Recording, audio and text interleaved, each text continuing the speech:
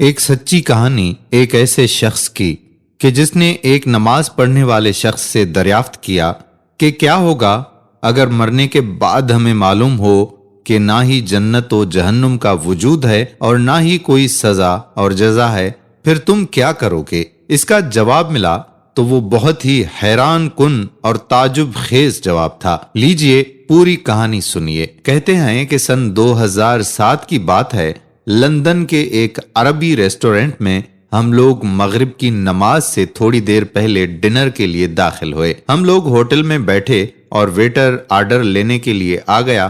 میں نے مہمانوں سے چند منٹ کے لیے اجازت طلب کی اور پھر واپس آ گیا۔ اتنے میں مہمانوں میں سے ایک شخص نے سوال کیا کہ ڈاکٹر صاحب، آپ کہاں گئے تھے؟ آپ نے تو بڑی تاخیر کر دی، کہاں تھے؟ میں نے کہا کہ میں معذرت خواہ ہوں، دراصل میں نماز پڑھ رہا تھا۔ اس نے مسکراتے ہوئے کہا کہ آپ اب تک نماز پڑھتے ہیں؟ میرے بھائی، آپ تو قدامت پسند ہیں۔ میں نے بھی مسکراتے ہوئے پوچھا کہ قدامت پسند؟ وہ کیوں؟ کیا اللہ تعالیٰ صرف عربی ممالک میں ہے، لندن میں نہیں ہے؟ اس نے کہا کہ ڈاکٹر صاحب، میں آپ سے کچھ سوالات کرنا چاہتا ہوں اور آپ سے یہ درخواست بھی کرتا ہوں کہ آپ اپنی جس کشادہ ظرفی کے لیے معروف ہیں، اسی کشادہ قلبی سے مجھے تھوڑا سا برداشت کریں گے۔ میں نے کہا جی، مجھے تو بڑی خوشی ہوگی، لیکن میری ایک شرط ہے۔ اس نے کہا جی فرمائیے۔ میں نے کہا کہ اپنے سوالات مکمل کر لینے کے بعد تمہیں ہار یا جیت کا اعتراف کرنا پڑے گا۔ اس نے کہا ٹھیک ہے، مجھے منظور ہے اور یہ رہا میرا وعدہ۔ میں نے کہا چلو بحث شروع کرتے ہیں، فرمائیں۔ اس نے کہا کہ آپ کب سے نماز پڑھ رہے ہیں؟ میں نے کہا کہ 7 سال کی عمر سے میں نے اس کو سیکھنا شروع کیا اور 9 سال کی عمر میں پختہ کر لیا۔ تب سے اب تک کبھی نماز نہیں چھوڑا اور آئندہ بھی انشاءاللہ نہیں چھوڑوں گا۔ اس نے کہا ٹھیک ہے، مرنے کے بعد اگر آپ کو یہ معلوم ہو کہ نہ جنت و جہنم کا کوئی وجود ہے اور نہ ہی کوئی سزا و جزا ہے، پھر آپ کیا کرو گے؟ میں نے کہا تم سے کیے گئے عہد کے مطابق پوری کشادہ قلبی سے تمہارے سوالات کا آخر تک جواب دوں گا۔ فرض کریں نہ ہی جنت و جہنم کا وجود ہوگا، نہ ہی کوئی جزا و سزا ہوگی، تو میں ہرگز ہی کچھ نہ کروں گا، اس لیے کہ دراصل میرا معاملہ ایسا ہے جیسا کہ علی بن ابو طالب رضی اللہ تعالی عنہ کا تھا۔ الہی، میں نے تیرے عذاب کے خوف اور جنت کی آرزو میں تیری عبادت نہیں کی ہے، بلکہ میں نے اس لیے تیری عبادت کی ہے کیونکہ تو عبادت کے لائق ہے۔ اس نے کہا کہ اور آپ وہ نمازیں جس کو 10 سال سے پابندی کے ساتھ پڑھتے آ رہے ہیں، پھر آپ کو معلوم ہو کہ نمازی اور بے نمازی دونوں برابر ہیں، جہنم نام کی کوئی چیز ہی نہیں ہے، پھر کیا کریں گے؟ میں نے کہا کہ مجھے اس پر بھی کچھ پچھتاوا نہیں ہوگا، کیونکہ ان نمازوں کو ادا کرنے میں مجھے صرف چند منٹ ہی لگتے ہیں، چنانچہ میں انہیں جسمانی ورزش سمجھوں گا۔ اس نے کہا کہ اور روزہ، خصوصاً لندن میں، کیونکہ یہاں روزے کا وقفہ ایک دن میں 18 گھنٹے سے بھی تجاوز کر جاتا ہے۔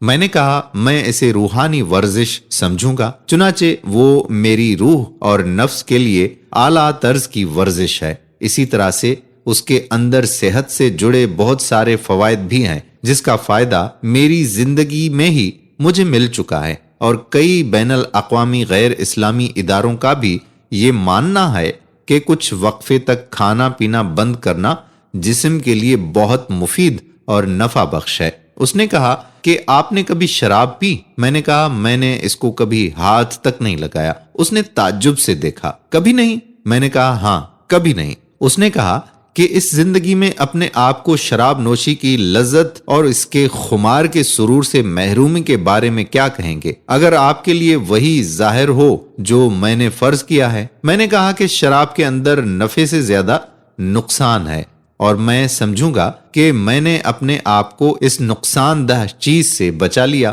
اور اپنے نفس کو اس سے دور رکھا ہے۔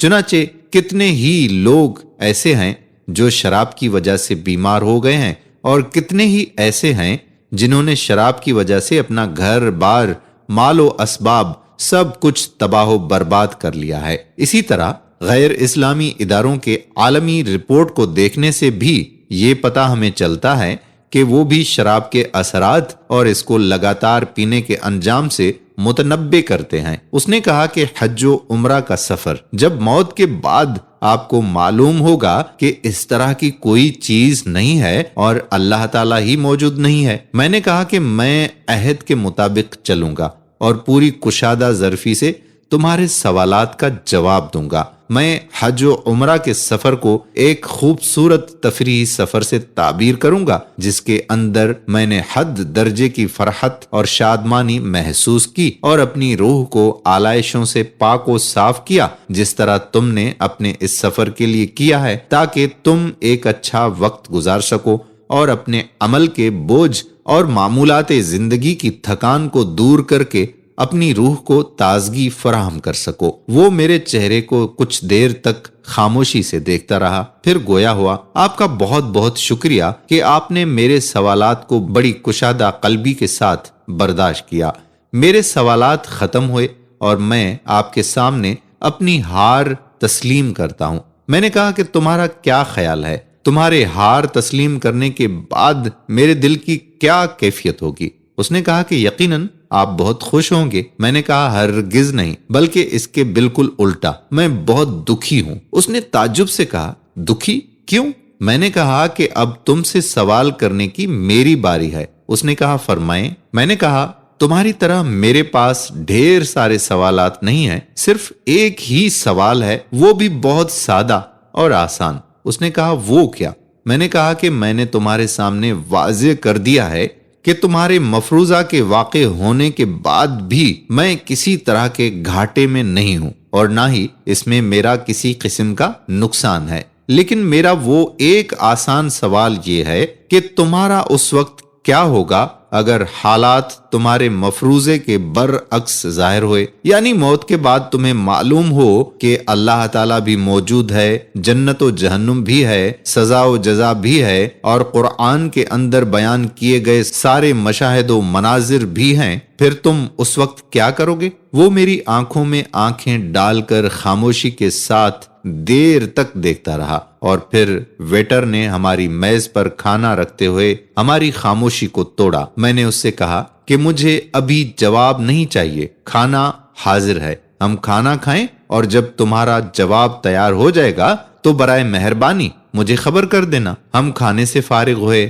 اور مجھے اس نے کوئی جواب نہیں دیا اور میں نے بھی اس وقت اس کو جواب کے لیے کوئی تکلیف نہیں دی۔ ہم بہت ہی سادگی کے ساتھ جدا ہو گئے۔ 1 مہینہ گزرنے کے بعد اس نے مجھ سے رابطہ کیا اور اسی ریسٹورنٹ میں ملاقات کا مطالبہ کیا۔ ریسٹورنٹ میں ہماری ملاقات ہوئی، ہم نے ایک دوسرے سے ہاتھ ملایا کہ اچانک اس نے میرے کندھے پر اپنا سر رکھ کر مجھے اپنی باہوں میں پکڑ کر رونے لگا۔ میں نے اپنا ہاتھ اس کی پیٹھ پر رکھا اور پوچھا کیا بات ہے، تم کیوں رو رہے ہو؟ اس نے کہا کہ میں یہاں آپ کا شکریہ ادا کرنے اور اپنے جواب سے آپ کو باخبر کرنے کے لیے آیا ہوں۔ 20 سال سے بھی زیادہ عرصے تک نماز سے دور رہنے کے بعد اب میں نماز پڑھنے لگا ہوں۔ آپ کے جملوں کی صدائے بازگشت میرے ذہن و دماغ میں بلا توقف گونجتی ہی رہی اور میں نیند کی لذت سے بھی محروم ہوتا رہا۔ آپ نے میرے دل و دماغ اور جسم میں آتش فشاں چھوڑ دیا تھا اور وہ میرے اندر اثر کر گیا۔ مجھے احساس ہونے لگا کہ جیسے میں کوئی اور انسان ہوں اور ایک نئی روح میرے جسم کے اندر حرکت کر رہی ہے۔ ایک بے مثال قلبی سکون بھی محسوس کر رہا ہوں۔ میں نے کہا کہ ہو سکتا ہے جب تمہاری بصارت نے تمہارا ساتھ چھوڑ دیا تو تب ان جملوں نے تمہاری بصارت کو بیدار کر دیا ہو۔ اس نے کہا بالکل ایسا ہی ہے، یقیناً جب میری بصارت نے میرا ساتھ چھوڑ دیا تو ان جملوں نے میری بصیرت کو بیدار کر دیا۔ میرے پیارے بھائی، تہہ دل سے میں آپ کا شکریہ ادا کرتا ہوں۔ دوستو، اس واقعے کو سن کر یوں ہی مت گزر جائیں، بلکہ اس کو شیئر کریں، شاید یہ کسی شخص کی ہدایت کا ذریعہ بن جائے۔ ویڈیو کو شیئر بھی کریں، لائک بھی کریں اور نیچے دیے گئے کمنٹ باکس میں کمنٹس بھی ضرور تحریر کریں۔ اگر ویڈیو پسند آئی ہو تو آپ سے گزارش کرنا چاہیں گے کہ آپ ہمارے یوٹیوب چینل راہ حیات آفیشل کو سبسکرائب کر کے بیل آئیکن کو پریس کر لیں تاکہ یہاں پر جتنی بھی اس طرح کی مزید ویڈیوز ہم اپلوڈ کرتے ہیں ان کا نوٹیفیکیشن آپ کو بر وقت ملتا رہے۔ آنے والی ویڈیو تک اپنے میزبان قادر کلہوڑو کو اجازت دیجیے۔